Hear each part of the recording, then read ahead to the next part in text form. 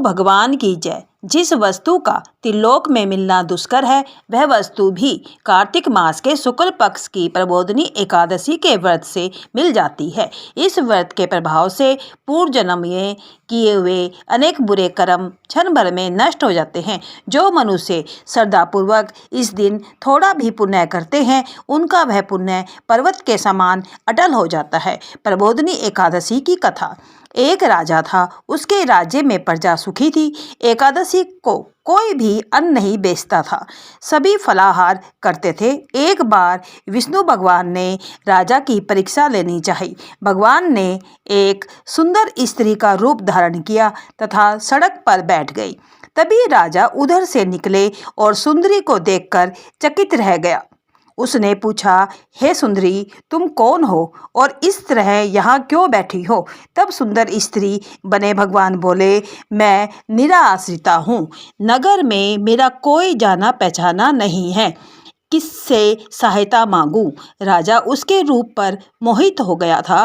राजा बोला, तुम मेरे महल में चलकर मेरी रानी बनकर रहो। सुंदरी बोली, मैं तुम्हारी बात मानूंगी, पर तुम्हें राज्य का अधिकार मुझे सौंपना होगा। राज्य पर मेरा पूर्ण अधिकार होगा। मैं जो बनाऊंगी तुम्हें खाना होगा। राजा उसके रूप पर मोहित था, अतः उसकी सभी शर्तें स्वीकार कर ली। अगले दिन एकादशी थी।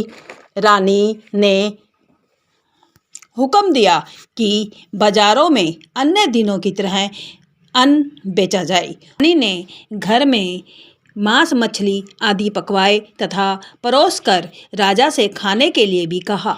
यह देखकर राजा बोला, रानी, आज एकादशी है, मैं तो केवल फलाहार ही करूँगा। तब रानी ने शर्त की याद दिलाई और बोली, या तो खाना खाओ, नहीं तो मैं बड़े राजकुमार का सिर काट दूंगी। राजा ने अपनी स्थिति बड़ी रानी से कही तो बड़ी रानी बोली, महाराज, धर्म न छोड़ें, बड़े राजकुमार का सिर दे दे, पुत्र तो फिर मिल जाएगा पर धर्म नहीं मिलेगा। इसी दौरान बड़ा राजकुमार खेल कर आ गया। माँ की आंखों में आंसू देखकर वह रोने का कारण पूछने लगा तो माँ ने उसे सारी स्थिति बता दी।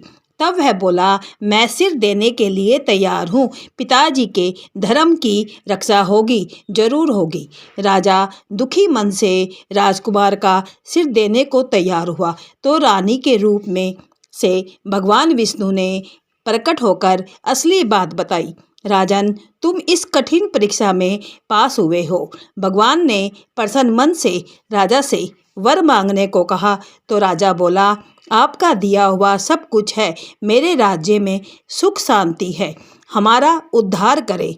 जय ग्यारस माता की, जय विष्णु भगवान की।